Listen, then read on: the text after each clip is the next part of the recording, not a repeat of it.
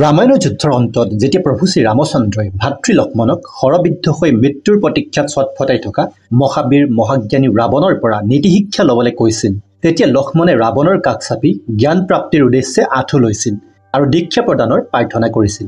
সেই ক্ষণত ৰাৱণে লক্ষ্মণক প্ৰদান কৰা মহান জ্ঞানখিনিকে আজিৰ এই ভিডিঅ'টোৰ মাধ্যমেৰে 5টা পইণ্টেৰে বৰ্ণনা কৰিবলৈ আগবাঢ়িছোঁ। প্ৰতিটো কথাই অত্যন্ত গভীৰ আৰু মাহাত্ম্যতাৰে পৰিপূৰ্ণ, চ' ষ্টে টিউন।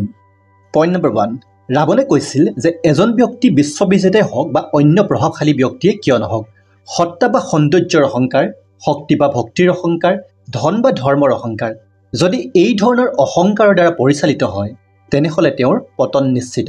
সত্তা বা শক্তিৰ দ্বাৰা উৎপন্ন হোৱা অহংকাৰতকৈও জ্ঞান আৰু ধৰ্মৰ দ্বাৰা উৎপত্তি হোৱা অহংকাৰ অত্যন্ত ভয়ানক আৰু অক্ষমনীয়। অহংকাৰে সাধাৰণ মানুহ এজনৰ পৰা আৰম্ভ কৰি বিজ্ঞজনলৈকে কাকো এৰি নিদিয়ে।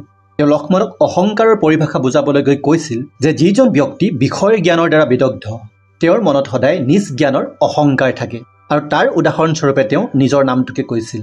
আৰু যিজন ব্যক্তি সুবিদ্যাৰে পৰিপূৰ্ণ, অৰ্থাৎ যিজন অহংকাৰৰ জ্ঞান সম্পৰ্কে সুজ্ঞাত, তেওঁ সদায় বিনম্ৰ আৰু প্ৰভুতুল্য, সেইজনে হৈছে ভগৱান ৰামচন্দ্ৰ।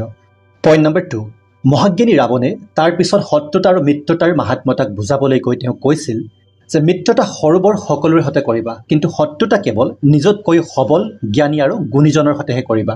শত্ৰুৱে হৈছে সেইজন ব্যক্তি যিজনে আমাক অসহায় অৱস্থাৰ পৰা সমৰ্থ হ'বলৈ প্ৰেৰণা দিয়ে, আমাক সজাগ, সতৰ্ক আৰু সবল হ'বলৈ উৎসাহ জনায়।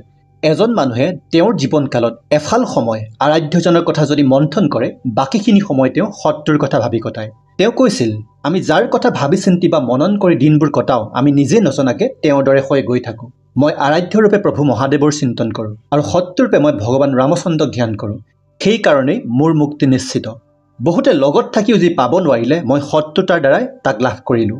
শত্ৰুক সদায় কৃতজ্ঞতাৰে প্ৰণিপাত কৰিবা, শত্ৰু সন্মানৰ যোগ্য। শত্ৰুতাই তোমাক সকলোবোৰ দিব পাৰে যি মিত্ৰতাই নোৱাৰে। তেওঁ লক্ষ্মণক প্ৰভু ৰামচন্দ্ৰৰ চৰিত্ৰক নিজৰ জীৱনত ধাৰণ কৰাৰ উপদেশ দিছিল। মিত্ৰৰূপে বা ভাতৃৰূপে মুক্তি লাভ কৰিবলৈ হ'লে ৰাম চৰিত্ৰ ধাৰণ কৰাটো অপৰিহাৰ্য, সেই কথাকেই তেওঁ নিজৰ বাণীৰ দ্বাৰা বুজাব বিচাৰিছিল। পইণ্ট নম্বৰ 3, তেওঁ লক্ষ্মণক কৈছিল, জীৱনত মহত্বপূৰ্ণ ব্যক্তি হোৱাৰ প্ৰয়াস কৰাৰ পৰিৱৰ্তে সদায়ে উপযোগী ব্যক্তিত্বৰ অধিকাৰী হ'বলৈ চেষ্টা কৰিবা।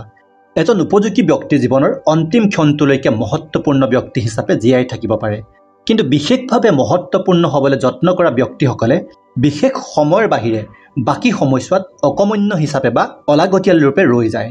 গতিকে সদায় সময়ৰ উপযোগী ব্যক্তি হ'বলৈ চেষ্টা কৰিবা।